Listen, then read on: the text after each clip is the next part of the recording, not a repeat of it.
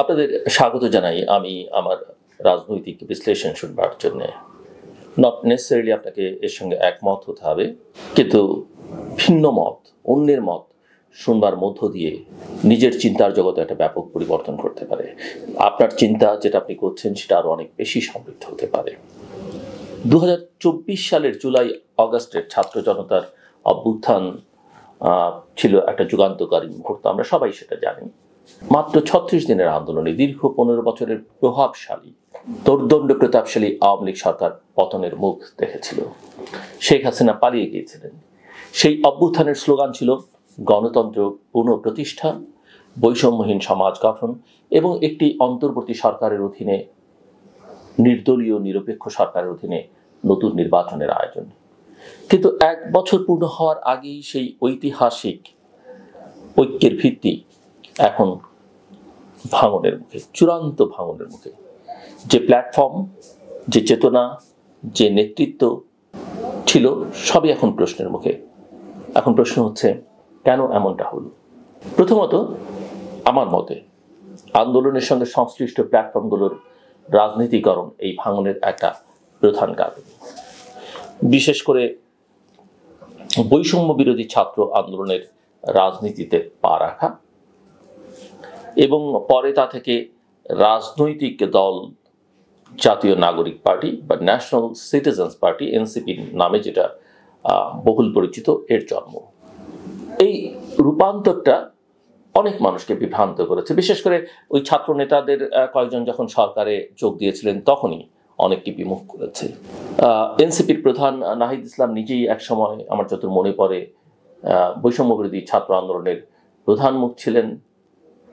সেরকমটাই আমরা সবাই মনে করতাম, ধারণাটা সেরকমই দেওয়া হয়েছিল, যদিও তাদের কোনো প্রধান নেতা ছিলেন না প্রকাশ আনুষ্ঠানিকভাবে, কিন্তু পারসেপশন তিনিই আসলে প্রধান। সেই অবস্থান থেকে সরকারের উপদেষ্টা এবং পরে রাজনৈতিক দলের আহ্বায়ক হয়ে ওঠা তার বিশ্বাসযোগ্যতাকে প্রশ্নবিদ্ধ করেছে অনেকের চোখে। আমি জানি এই কথা শুনলে তারা অসন্তুষ্ট হন। তারা মনে করেন ছাত্রদের, তরুণদের সমর্থন করা দরকার। বিদেশিদের মধ্যেও অনেকের মধ্যেই প্রবণতা আছে, অনেকে শুধুমাত্র এনসিপিকেই ছাত্রদের প্রতিনিধি মনে করেন বা তরুণদের প্রতিনিধি মনে করেন। কিন্তু বাস্তবতা, ground reality is quite different. বাস্তবতা হচ্ছে এনসিপি কতিপয় সমন্বয়কের গড়ে তোলা একটি রাজনৈতিক দল মাত্র। এর সঙ্গে কোটি কোটি ছাত্রের কোনো সম্পর্ক নেই। এর সঙ্গে এমনকি বৈষম্য বিরোধী ছাত্র আন্দোলনের যারা সমন্বয়ক সবাই ছিলেন সারা দেশে, কিংবা যারা সেই আন্দোলনে যুক্ত হয়েছিলেন, এই ছাত্রদের বাইরেও তো সমাজের নানা শ্রেণী পেশার মানুষ যুক্ত হয়েছিলেন, তাদের কারো কোনো সম্পর্ক নেই। দেশে সিংহভাগ তরুণের কোনো সম্পর্ক নেই, এরা গুটি কয়েক মাত্র। দ্বিতীয়ত, যে প্রসঙ্গটা বিবেচনার দাবি রাখছে সেটা হচ্ছে যে ছাত্র আন্দোলনের অভ্যন্তরীণ বিশৃঙ্খলা বা এই ছাত্র সংগঠনের, বৈষম্য বিরোধী ছাত্র আন্দোলনের এনসিপির অভ্যন্তরীণ যে বিশৃঙ্খলা, দলাদলি, স্বজনপ্রীতি এবং সর্বোপরি চাঁদাবাজি, দখল বাণিজ্য এবং মামলা হয়রানির মতো অভিযোগগুলো জন আকাঙ্ক্ষার বিপরীতে এক নির্মম বাস্তবতা হাজির করেছে। এই বাস্তবতা কোনো অবস্থাতেই অ্যাকসেপ্ট করবার মতো নয়, অন্তত এদের কাছে, যাদের আমরা বীর ভাবতে শুরু করেছিলাম তাদের কাছ থেকে নয়। এবং এই বীরেরা যে নায়কেরা যে খলনায়কে পরিণত হতে সময় নিতে পারলেন না, সেটাও একটা দুর্ভাগ্যজনক বিষয়। ঢাকার বনানী থেকে শুরু করে মাদারীপুর, কিশোরগঞ্জ, সাতক্ষীরা, চট্টগ্রাম, প্রতিটি জেলায়, দেশের প্রতিটি জেলায় বৈষম্য বিরোধী ছাত্র আন্দোলনের নামে ঘটে চলেছে নানান অপকর্ম, যা প্রমাণ করে আন্দোলনের মৌলিক মূল্যবোধ হারিয়ে গেছে। মানুষ এখন অনেকেই সমন্বয় শুনলেই ভয় পায়, ব্যবসায়ীরা ভয় পায়, সমাজের প্রশাসনের ব্যক্তিবর্গ ভয় পায়, এবং এদের অবস্থাটা অনেকটা এখন অনেকেই মনে করেন, আপনাদের অনেকেরই স্মরণ থাকবার কথা যে খান আতাউর রহমান, আমাদের বিখ্যাত প্রয়াত পরিচালক, চলচ্চিত্র নির্মাতা, অভিনেতা, লেখক, গীতিকার, অত্যন্ত সম্মানীয় মানুষ, তার একটা চলচ্চিত্র মুক্তিযুদ্ধের পরে তিনি করেছিলেন মুক্তিযোদ্ধাদের নিয়ে, মুক্তিযোদ্ধাদের প্রতি ভালোবাসা থেকে, কিন্তু তারা যে বিপথে গেছে, বিপথে যাচ্ছে সেটি নিয়ে, এবং বহুল জনপ্রিয় একটা চলচ্চিত্র আবার তোরা মানুষ। অনেকে মজা করে বলেন বা কষ্ট দিয়ে বলেন যে এরকম একটা চলচ্চিত্র এদের নিয়ে আরেকটা নির্মাণ করা দরকার। আসুন তৃতীয় প্রসঙ্গে যাই। ঐক্যের অভ্যন্তরে বেড়ে উঠছে রাজনৈতিক প্রতিযোগিতা এবং অবিশ্বাস। বাংলাদেশ জাতীয়তাবাদী দল বিএনপি একদিকে অভিযোগ করছে যে ন্যাশনাল সিটিজেন পার্টি বা এনসিপি ক্ষমতার বিকল্প কেন্দ্র হয়ে উঠেছে। আবার এনসিপি বলছে বিএনপি নিজেই জুলাই ঘোষণাপত্রের পথে বাধা হয়ে দাঁড়াচ্ছে। এতে করে একটা যৌথ রাজনৈতিক প্ল্যাটফর্ম গড়ে তোলার বা যৌথ আকাঙ্ক্ষার প্ল্যাটফর্ম গড়ে তোলার যে প্রয়াস ছিল সেটা ব্যাহত হয়েছে। এনসিপির একজন যুগ্ম আহ্বায়ক মনিরা শারমিন, সম্ভবত তার নাম, আমি দেখলাম যে এক সংবাদ মাধ্যমের সঙ্গে বলছেন যে বিএনপি ফ্যাসিবাদী ব্যবস্থার কিছু অংশ চিয়ে রাখতে চায়। তেমনি বিএনপির আরেকজন নেতা যুগ্ম মহাসচিব, সম্ভবত যুগ্ম মহাসচিব ইমরান সালিম প্রিন্স, তিনি বলছেন ওই গণমাধ্যম কিছু ঐক্য পুরোপুরি ভাঙেনি, তবে আলাপ দরকার। এদিকে আপনারা লক্ষ্য করেছেন যে এনসিপি প্রধান নাহিদ ইসলাম বলেছেন যে জুলাই ঘোষণাপত্র বাস্তবায়নের আগে নির্বাচন নয়। অর্থাৎ জুলাই ঘোষণাপত্র নিয়ে ঐকমত্য এখনো আমরা দেখছি না, হবে কিনা আমরা জানি না, কি থাকবে সেটা আমরা বাস্তবায়ন হতে হবে নির্বাচনের আগে।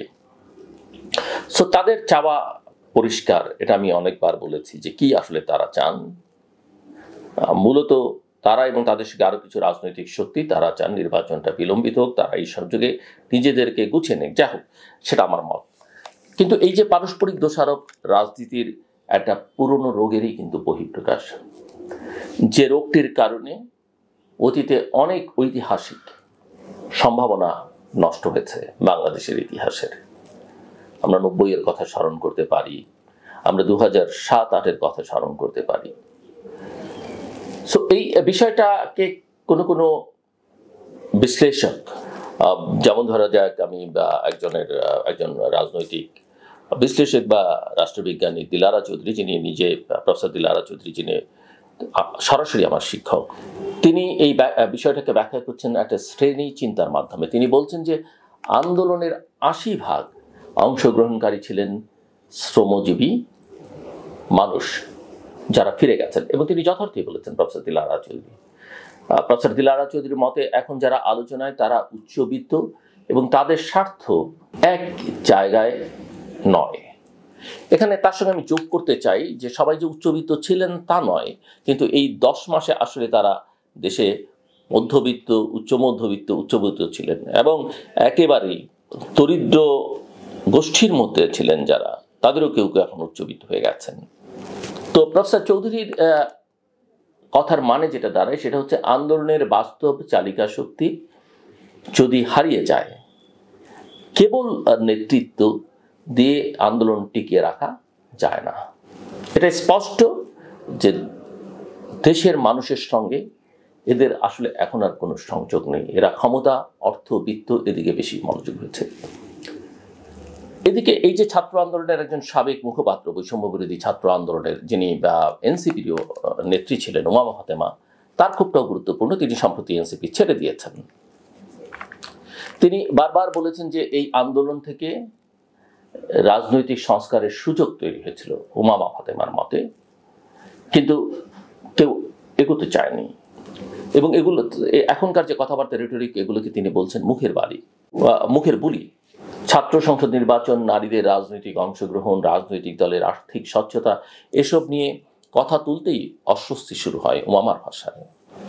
ফলে বৈষম্য বিরোধী ছাত্র আন্দোলনের বর্তমান নেতৃত্ব, যারা এখন এনসিপি করছেন, এবং এনসিপি এবং এই বৈষম্য বিরোধী ছাত্র আন্দোলনের নেতৃত্বের মধ্যে আদর্শগত ফারাকটা কিন্তু খুব স্পষ্ট হয়ে দেখা দিচ্ছে। কোনো একটা সমাজে যদি আন্দোলনের নামে চাঁদাবাজি হয়, বা আন্দোলনের ফলাফল হিসেবে বা আন্দোলনোত্তর পরিস্থিতিতে চাঁদাবাজি হয়, জায়গা জমি দখল হয়, ব্যবসা বাণিজ্য দখল হয়, মানুষকে মেরে ফেলা হয়, তাহলে সেই আন্দোলনের নৈতিক ভিত্তি কোথায় দাঁড়ায়? আমি বলতে চাইছি একথা যে এই আন্দোলনটা কিন্তু শেষ হয়নি। শেখ হাসিনার বিদায় হয়েছে, কিন্তু মানুষের যে জন আকাঙ্ক্ষা তৈরি হয়েছিল এবং গত 15-16 বছরে মানুষ যা পরিবর্তনের মধ্য দিয়ে যে আকাঙ্ক্ষা তাদের মননে দাঁড়িয়েছিল, সেটাকেই আমি একটা আন্দোলন বলতে চাইছি। তো এই আন্দোলনটার নৈতিক ভিত্তি আসলে একেবারেই দুর্বল হয়ে গেছে। এনসিপি দাবি করছে যে এই অপকর্ম যারা করেছে তারা এখন সংগঠন থেকে বেরিয়ে গেছে, বা তাদের বিরুদ্ধে ব্যবস্থা নেওয়া হয়েছে বা বহিষ্কৃত হয়েছে। কিন্তু সমালোচকরা যেটা বলছেন যে অনেক ক্ষেত্রেই লক্ষ্য করা গেছে যে অনেক ক্ষেত্রেই অভিযুক্তরাই আবার নেতৃত্বে ফিরে আসছে, আবার তারাই জেলা বা মহানগর কমিটির দায়িত্বে যাচ্ছে। এ হচ্ছে এনসিপি সংক্রান্ত পারস্পরিক অভিযোগ এবং তারা নিজেরা যেসব অভিযোগ নিজেদের মধ্যে করছেন সেগুলো। এর বাইরে আন্দোলনের শহীদ এবং আহতদের পুনর্বাসন নিয়ে শুরু হয়েছে আরেক বিতর্ক। অন্তর্বর্তীকালীন সরকার 2025-26 অর্থ বছরের বাজেটে 405 কোটি টাকা বরাদ্দ রেখেছেন। নিহত পরিবারকে 30 লাখ টাকা এককালীন ভাতা এবং মাসিক 20,000 টাকা ভাতা, আহতদের 3 শ্রেণীভেদে ক, খ, গ মাসিক ভাতা এবং এককালীন সহায়তা দেয়া হচ্ছে এই বাজেট অনুযায়ী। সরকারি হাসপাতালগুলোতে চিকিৎসা, চাকরিতে অগ্রাধিকার, এমনকি ফ্ল্যাট সবই যুক্ত হয়েছে সেই জুলাই শহীদ যোদ্ধাদের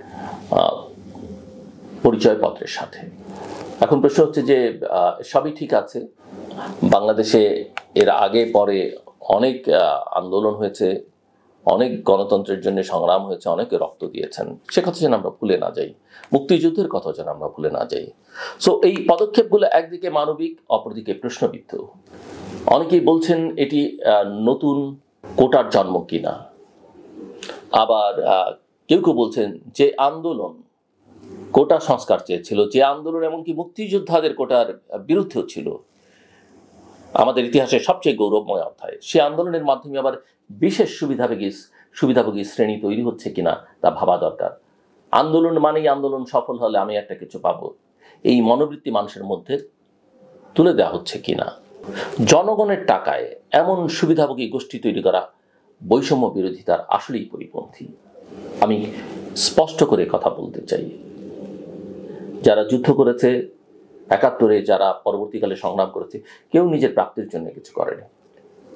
বন্দুকের নলের সামনে কেউ নিজের প্রাপ্তির জন্য কিছু করে না, কিন্তু এগুলো এক ধরনের রাজনৈতিক সুবিধা আদায়ের জন্য বিভিন্ন সময় সরকারে যারা থাকে তারা এইসব সুবিধা দিয়ে নিজেরা আসলে আরো অনেক বড় সুবিধা নিয়ে নেয়, সেটা আমরা অনেক সময় বুঝতে পারি না। আরেকটা গুরুত্বপূর্ণ বিষয় যেটা নিয়ে আমি এর মধ্যেই কথা বলেছি, যে একদিকে যখন মব বিচার, গণপিটুনি আর আইন নিজের হাতে তুলে নেওয়ার প্রবণতা বাড়ছে, তখন রাষ্ট্রের কর্তৃত্ব কিন্তু প্রশ্নবিদ্ধ হচ্ছে। এবং আমরা লক্ষ্য করছি যে এই মব কালচারকে সরকারের অনেক গুরুত্বপূর্ণ ব্যক্তি কিন্তু সমর্থন করছেন, বা তার সমালোচনা যারা করছেন তাদের বিরুদ্ধে তারা কথা বলছেন। অথচ কুমিল্লা, গাজীপুর, মিরপুর থেকে শুরু করে পটিয়া, এমনকি গুলশান, সব জায়গায় ঘটছে ভয়ঙ্কর সব ঘটনা। মাদক ব্যবসা, চুরি, গুজব, এসব অভিযোগে পিটিয়ে মারা হচ্ছে মানুষ। এর মধ্যে কে নুরুল হুদাকে জনতার হাতে তুলে দেওয়া প্রাক্তন প্রধান নির্বাচন কমিশনার, গলায় জুতার মালা পরানো, এসব ঘটনায় সরকার জনরোষ শব্দ ব্যবহার করলেও বা এদেরকে একটা প্রেশার গ্রুপ হিসেবে দেখাতে চাইলেও অনেকেই বলছেন যে এটা রাজনৈতিক প্রতিহিংসারই একটা বড় বহিঃপ্রকাশ। পুলিশের সদ্য দায়িত্বপ্রাপ্ত কমিশনার ঢাকা মেট্রোপলিটন পুলিশের যখন বলেন বাংলাদেশে কোনো জঙ্গি নেই, এখন ছিনতাইকারীদের ধরতে হবে, তখন প্রশ্ন ওঠে রাষ্ট্র নিজেই কি সংকটে পড়েছে? হোলি আর্টিজানের মতো ভয়ঙ্কর হামলার পর ও যদি এই আত্মতুষ্টি থাকে এবং বলা হয়ে থাকে ওখানে জঙ্গি ছিল না বা জঙ্গি ছিল কিনা জানি না, তাহলে ভবিষ্যতের নিরাপত্তা আসলে কোথায়? সবকিছু মিলিয়ে যেটা বলা যায় সেটা হচ্ছে জুলাই আগস্ট আন্দোলন যে স্বপ্ন দেখিয়েছিল গোটা বাংলাদেশের মানুষের মধ্যে, তার বাস্তবায়নে বড় ব্যর্থতা আজ স্পষ্ট। একটি সরকার পতনের মাধ্যমে একটি নতুন বাংলাদেশ গঠনের যে আকাঙ্ক্ষা, এটা শুধুই রেটরিক। আর এই শুধু রেটরিকই নয়, এই নতুন বাংলাদেশ শব্দমালার মধ্য দিয়ে আসলে অতীতকে অস্বীকার করবার একটা, অতীতের গৌরবময় অধ্যায়, জন্মের অধ্যায়কে অস্বীকার করবার একটা প্রবণতা আছে। তারপরও নতুন বাংলাদেশ নিশ্চয়ই আমরা আধুনিক একটা বাংলাদেশ চাই, অগ্রযাত্রা একটা বাংলাদেশ চাই। সেই অর্থে যদি হয়, সেটা এখন চাটুকারিতা, আত্মসাৎ আর নৈরাজ্যে বিদীর্ণ। নেতৃত্বের মধ্যে আদর্শের বদলে ভোগ, সংগঠনের মধ্যে শৃঙ্খলার বদলে বিশৃঙ্খলা, আর সমাজের মধ্যে, গোটা সমাজের মধ্যে গণতন্ত্রের বদলে মপতন্ত্র। এই চিত্র ভয়াবহ ভবিষ্যতের ইঙ্গিত দেয়। তবু সবকিছু শেষ হয়ে যায়নি, কিন্তু সময় দ্রুত ফুরিয়ে যাচ্ছে। যদি এখনই না জাগা যায়, আমরা সবাই জেগে না উঠি, তাহলে এই ভাঙনের দায় আর শুধু নেতাদের নয়, পুরো জাতির ওপর পড়বে। শেষ করবার আগে বলি, শুনতে শিখুন। অন্যের কথার মাঝখানে পারতপক্ষে কথা বলবেন না। মনোযোগ দিয়ে অন্যের কথা শুনুন, না বুঝে মন্তব্য করবেন না। আপনার কথায়, আচরণে, প্রকাশে শালীনতা থাকুক, এবং এটাই হোক পরিবর্তনের সূচনা। আমার কথা শুনবার জন্য আপনাদের অসংখ্য ধন্যবাদ। আপনাদের সবার জন্য